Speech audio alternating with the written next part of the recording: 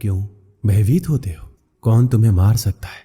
आत्मा ना कभी जन्म लेती है, ना ही इसे कोई मार सकता है। यही जीवन का अंतिम सत्य है। जिसने मन को जीत लिया है उसने पहले ही परमात्मा को प्राप्त कर लिया है, क्योंकि उसने शांति प्राप्त कर ली है।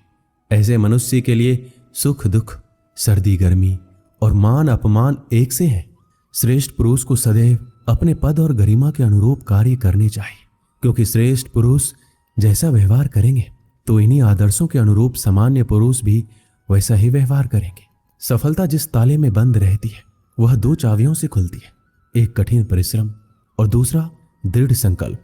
मैं भूतकाल, वर्तमान और भविष्यकाल के सभी जीवों को जानता हूं, लेकिन वास्तविकता में मुझे कोई नहीं जानता है। जो दान कर्तव्य समझकर बिना किसी संकोच के किसी जरूरतमंद व्यक्ति को दिया जाए वह सात्विक माना जाता है। जो पुरुष सुख और दुख में विचलित नहीं होता है और इन दोनों में संभाव रहता है वह निश्चित रूप से मुक्ति के योग्य है।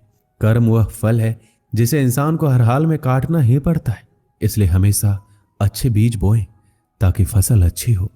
जो लोग भक्ति में श्रद्धा नहीं रखते वो मुझे पा नहीं सकते, अतः वो इस दुनिया में जन्म मृत्यु के रास्ते पर वापस आते रहते हैं। मेरे लिए ना कोई घृणित है ना प्रिय है, किंतु जो व्यक्ति भक्ति के साथ मेरी पूजा करते हैं वो मेरे साथ है और मैं भी उनके साथ हूं। मनुष्य को जीवन की चुनौतियों से भागना नहीं चाहिए, ना ही भाग्य और ईश्वर की इच्छा जैसे बहानों का प्रयोग करना चाहिए। मनुष्य को परिणाम की चिंता किए बिना, लोभ लालच बिना एवं निस्वार्थ और निष्पक्ष होकर अपने कर्तव्यों का पालन करना चाहिए। जिस तरह प्रकाश की ज्योति अंधेरे में चमकती है, ठीक उसी प्रकार सत्य भी चमकता है, इसलिए हमेशा सत्य की राह पर चलना चाहिए। जिस मनुष्य के अंदर ज्ञान की कमी और ईश्वर में श्रद्धा नहीं होती वो मनुष्य जीवन में कभी भी आनंद और सफलता को प्राप्त नहीं कर पाता। जब जब इस धरती पर पाप, अहंकार और अधर्म बढ़ेगा तो उसका विनाश कर धर्म की पुनः स्थापना करने हेतु मैं अवश्य अवतार लेता रहूंगा। वह व्यक्ति जो अपनी मृत्यु के समय मुझे याद करते हुए अपना शरीर त्यागता है वह मेरे धाम को प्राप्त होता है, और इसमें कोई संशय नहीं है। जन्म लेने वालों के लिए मृत्यु उतना ही निश्चित है जितना कि मृत होने वालों के लिए जन्म लेना। इसलिए जो अपरिहार्य है उस पर शोक मत करो। वो जो वास्तविकता में मेरे उत्कृष्ट जन्म और गतिविधियों को समझता है वह शरीर त्यागने के बाद पुनः जन्म नहीं लेता और मेरे धाम को प्राप्त होता है। जो होने वाला है वो होकर ही रहता है और जो नहीं होने वाला कभी नहीं होता।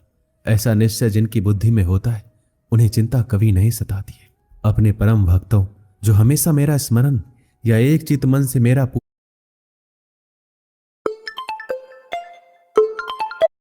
रूप से उनके कल्याण का उत्तरदायित्व लेता हूं।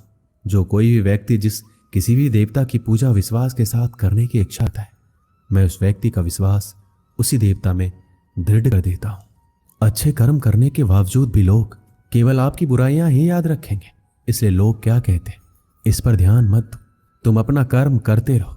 मानव कल्याण ही भागवत गीता का प्रमुख उद्देश्य है, इसलिए मनुष्य को अपने कर्तव्यों का पालन करते समय मानव कल्याण को प्राथमिकता देना चाहिए। इतिहास कहता है कल सुख था, विज्ञान कहता है कल सुख होगा, लेकिन धर्म कहता है अगर मन सच्चा और दिल अच्छा हो तो हर रोज सुख होगा। क्रोध से भ्रम पैदा होता है, भ्रम से बुद्धि व्यग्र होती है, जब बुद्धि व्यग्र होती है तो तर्क नष्ट हो जाता है, और जब तर्क नष्ट होता है तब व्यक्ति का पतन होता है। अपने आप को ईश्वर के